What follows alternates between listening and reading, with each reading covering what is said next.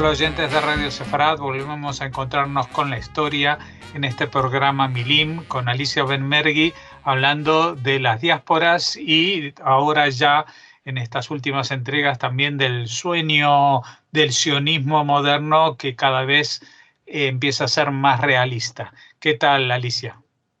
Bien, ¿cómo están ustedes? Yo estoy acá mirando esta historia que es apasionante, la historia previa a la construcción del Estado de Israel o la misma construcción de Israel, por lo menos para mí, yo lo dije el otro día, y no es por una cosa así, es apasionante porque tiene todos unos componentes muy interesantes que no siempre o no son suficientemente contados o no son suficientemente hablados. Y por eso, bueno, tal vez haya tanta gente que lo sepa como lo estoy contando yo ahora, pero bueno, cuanto más gente lo sabe, mejor es.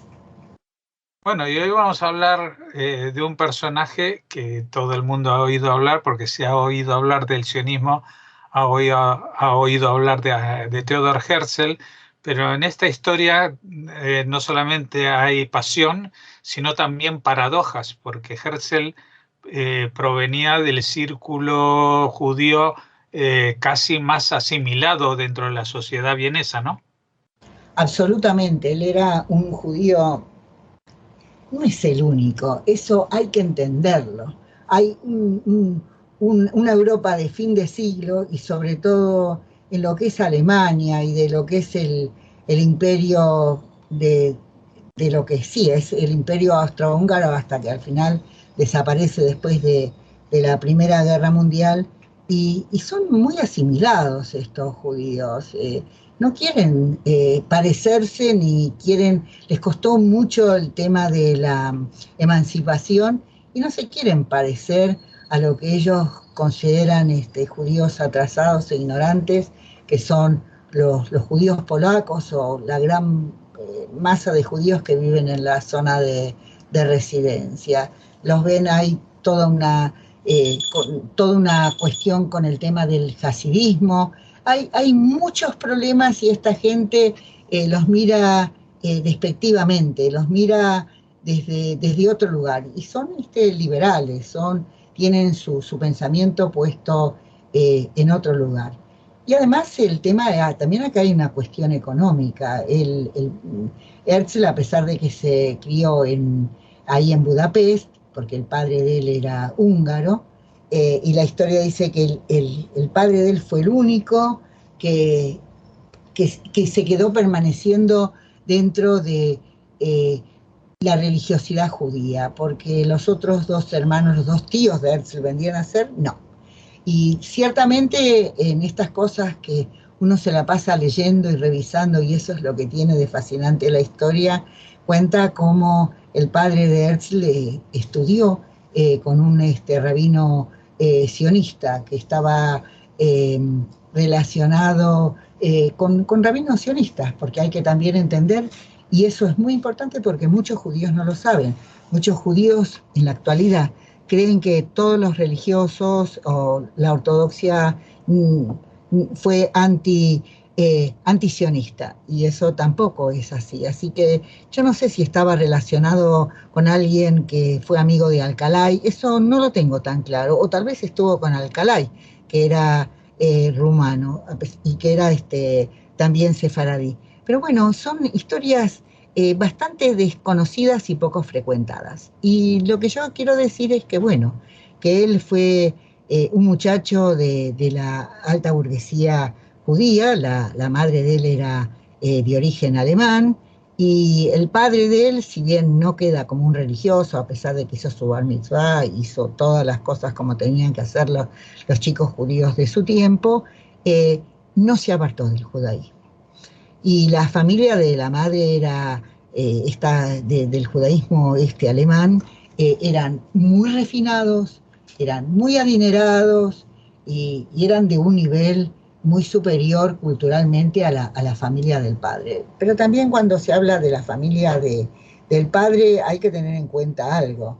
El padre de él hizo el Collegium y los judíos pobres no iban, no tenían esa educación que tuvo el padre de Herzl. Así que acá hay ciertas cosas que hay que entender. Y bueno, a él hubiera preferido no tener que ser judío, esa es la verdad.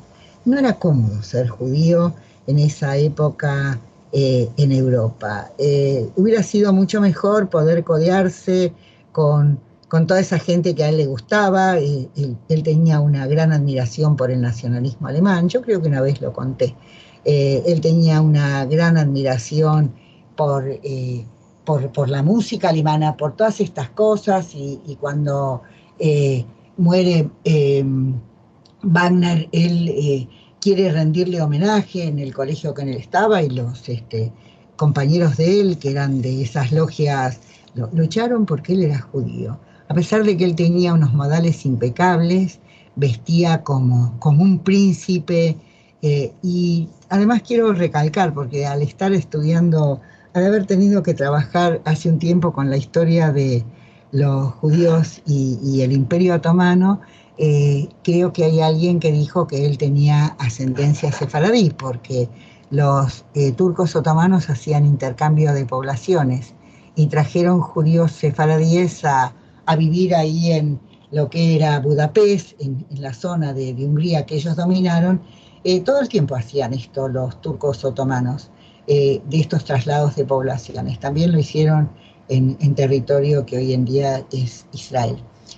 Con circasianos llevaron y trajeron gente, bueno, y entonces parece ser que los antepasados, se supone que entre los antepasados de Herzl, con ese pelo negro, esos ojos negros, esa barba enrulada, se supone que él tenía un pasado sefaradí. Bueno, también se dijo lo mismo de Marx.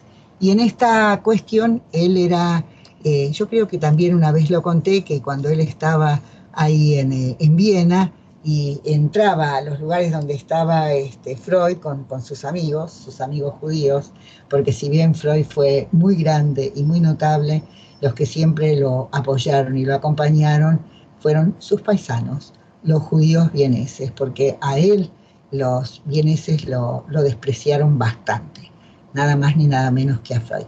Y entonces lo llamaban a Herzl cuando entraba, con sus amigos no sé a qué restaurante, a qué confitería, donde estaban ahí en Viena, le decían, ahí vino el rey.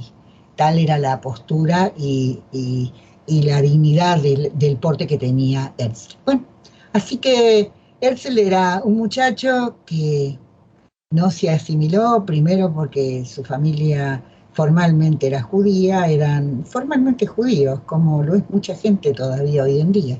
Todavía no, hoy en día, en la actualidad. Pero no tenía ningún sentimiento en particular, al contrario, y en un momento dado llegó hasta pensar que sería conveniente que los judíos se convirtieran al catolicismo para que el problema se terminara. Después él se dio cuenta que a pesar de eso, ese problema no se iba a terminar nunca. Bueno, él se hace escritor y novelista, y a él le gustaba mucho escribir novelas, pero bueno, para cuando es el caso Dreyfus, a él lo mandaron ahí a París, y entonces él ahí ve lo que le pasa a los judíos franceses, que eran tan patriotas, sobre todo los de la zona, los alsacianos, que renunciaron a su nacionalidad, se van de Alsacia cuando Alemania se apodera, lo que es el primer imperio prusiano, y después es Alemania, se apodera de la Alsacia y la Lorena. Y entonces él, que ve como un oficial de una familia alsaciana se hace oficial, se mete nada más ni nada menos, como es el caso de Dreyfus. Ahora en enero, creo que es uno de los aniversarios del juicio a Dreyfus, él ve que lo que le pasa a Dreyfus, que a pesar de todo su patriotismo y de todo su amor por Francia, que lo impulsan a tratar de llegar a recuperar esos territorios para Francia, él es tachado de traidor. Y lo que se da cuenta es que pese a todos los sentimientos patrióticos que inspiraron a todos estos judíos alsacianos, que se van de Alsacia porque se sienten judíos, y todo lo que estos judíos alsacianos hicieron en Francia por por recuperar este territorio y por la nacionalidad francesa, hubo una parte de la población y sobre todo el ejército que era profundamente antijudío y antisemita, que lo tachan de traidor con mucha facilidad, y entonces él ahí se da cuenta que a él le puede pasar lo mismo, que él se sentirá muy alemán, se sentirá un representante de la cultura austríaca, del elevado nivel de todo esto que tiene, pero que para él, ellos se da cuenta de eso, es un vulgar judío y nunca va a ser considerado ni un alemán ni un vienés, porque para los otros el judaísmo de él es una mancha, es un rechazo que va a existir siempre. Eso es lo que él advierte en ese juicio. Que ser judío es algo que uno no decide por sí mismo si quiere o no quiere serlo, que los demás en cierto modo se lo imponen. Y entonces ahí en él entra todo un sentimiento de exaltación, y él piensa que él va a asumir su judaísmo, y cuando piensa que va a asumir su judaísmo, él decide que también no piensa que es necesario crear una patria o un lugar donde los judíos puedan vivir libremente y en paz como tales. Él abandona él ya está inspirado por un sentimiento nacionalista, y él va a hacer algo.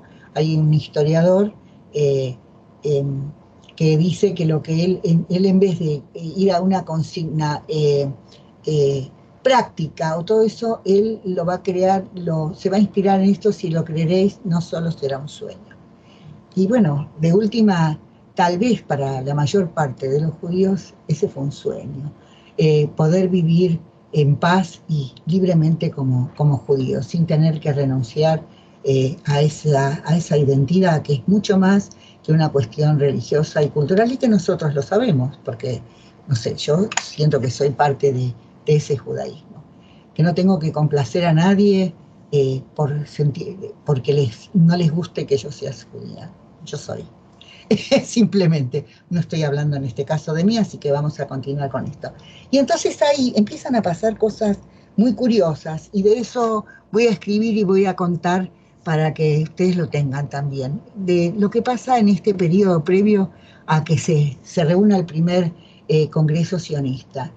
Como Herzl tiene poco y nada a ver de judaísmo, no sabe nada. Sabe las cosas elementales, y porque que no sabe nada es esa vez que él va y dice, bueno, si nos dan un territorio ahí en África, bueno, ¿por qué no podemos aceptar un territorio en África? Y entonces él tiene amigos, y uno de estos amigos que él va a tener va a ser un judío que viene de una familia religiosa, donde él fue educado religiosamente, una familia ortodoxa que vivía en la zona de residencia del imperio ruso, y entonces se va a hacer amigo de Herzl. Él es un hombre muy sencillo, lo sacaron del pueblo de donde él vivía la familia para que él no tuviera que hacer el servicio militar. Ya se sabe que el servicio militar o el cantonismo, el imperio zarista, era para sacar a los chicos, para alejarlos del judaísmo y para integrar tropas donde o se morían de hambre o eran muy maltratados, y muchos de ellos los dejaron. Entonces lo que los judíos hacían era tratar de esconderlos y evitar, porque además ese servicio militar duraba como 30 años. Eso fue llamado cantonismo. Yo sé que muchas veces he hablado de todas estas cosas, pero en historia se dice, yo siempre digo lo mismo, que lo que abunda no daña.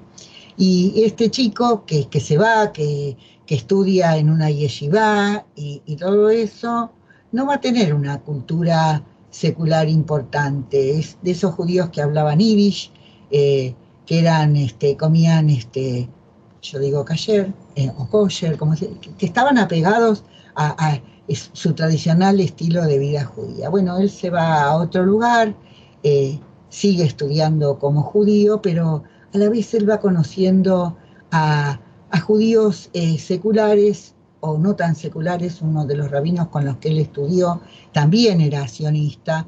Creen que sí vendrá el Mesías o el Mashiach, pero vendrá. ¿A dónde va a venir? Va a venir a la tierra de Israel, a Eretz Israel. Y entonces él va entrando en esa variante y bueno, llega un momento en que lo conoce a Herzl, él hace dinero, se dedica a los negocios y es muy hábil para eso y hace una fortuna. Y entonces él se Alicia, dedica... Sí, que tienes que hola, decir sí, tienes que decir el nombre del personaje porque has hablado mucho sin decir su nombre. Wolfson, Wolfson se llama. Me olvidé el nombre de él exactamente, pero el nombre de él, el apellido de él es Wolfson, que no es el mismo Wolfson que el Wolfson inglés, que también hizo cosas así bastante notables por Israel. Wolfson es el que va a elegir el color de la bandera de Israel, la va a sacar del Talid, y es el que va a ser el vicepresidente del Congreso sionista después, al principio y después presidente. Eh, Eso me parece que está bien, ¿no? Lo que estoy diciendo ahora. Sí, sí, y que se llama David. Ah, bien, se llamaba David Wolfson, sí. Y entonces él tiene un problema. El problema que él tiene es que cuando él se junta con Herzl, Herzl es todo lo refinado, todo lo educado, todo lo culto, todo lo que él no es. Él era una persona que se sentía, además era una persona modesta, era un hombre simple y sencillo, pero además él tenía un complejo de inferioridad porque él tenía solo una educación judía tradicional. Y cuando se empieza a juntar con la gente que se va a juntar con Herzl, él lo va a llevar consigo a su lado, va a ser una persona en la que Herzl va a confiar mucho y lo va a querer mucho y lo va a respetar mucho. Hay un historiador que dice que Herzl podría, David Wolfson, podría decir que él le debía mucho a Herzl, pero que hay que ser justos y decirle que Herzl le debía mucho a Wolfson, porque Wolfson tenía el Amish, el sentimiento judío que tenían estos judíos sionistas que van a ser los de la zona de residencia, estos judíos que provienen del imperio zarista, y que de lo cual él carecía. Él recibió instrucción y fue eh, esclarecido en muchas cosas que para los judíos, estoy hablando de Herzl, que para los judíos eran muy importantes. Por eso a él le dio lo mismo, que fuera Uganda y que no fuera Jerusalén. Hay una serie de cosas que si uno sobre el judaísmo no sabe, le da lo mismo. Y así no era. Bueno, Wolfson fue una personalidad muy entrañable, un hombre sencillo y modesto, pero profundamente, lo amaba profundamente y lo admiraba muchísimo a Herzl. Y estaba con él, lo acompañó y para él la muerte de Herzl fue una enorme tragedia. Herzl, creo que Herzl lo nombró, yo digo Herzl, si habrás notado, yo escucho que vos decís Herzl. Y en Israel yo me di cuenta que mucha gente que es ashkenazí también le dicen Herzl o dicen Herzlía. Yo tengo la educación que me enseñaron que debía decir Herzl y entonces diría Herzlía. Eso es así también. Y entonces lo que le pasa, Herzl lo nomina como tutor, después de su muerte él va a quedar como tutor de los hijos de Herzl. Eh, entonces acá lo que yo quiero contar es una historia que tiene que ver con muchos de estos judíos asimilados. De estos judíos había otro también tiene un apellido muy difícil, en este momento no lo recuerdo, que también es amigo, se va a hacer amigo de Herzl y después es un judío de Colonia y también se va a hacer amigo de Wolfson. Entonces, lo que a mí me parece extremadamente interesante es, lo primero que quiero señalar es que el tema de los Jebebe Tzion, de los que son los primeros trabajadores, porque este judío alemán va a estar con este tema, que es algo tan importante, lo que quiero decir es que en realidad lo que hay que entender es que el mundo judío no se hizo sionista de buenas a primeras, en realidad el sionismo fue un grupo bastante limitado de gente que creció a lo largo del tiempo, que les costó un enorme esfuerzo a los mismos sionistas extender esta idea entre los judíos del mundo, que fue también una hazaña convencer a los judíos de la necesidad de crear un Estado judío, no porque no creyeran, sino simplemente porque se lo veía como una tarea titánica, casi como algo imposible de lograr, como un sueño que iba a quedar en alguna de las utopías olvidadas. Tal vez por eso que dijo Herzl, si lo creeréis, por lo menos creeréis casi una especie de religión, y eso para mucha gente llegó a ser el sionismo, lo lograréis. No será solo un sueño.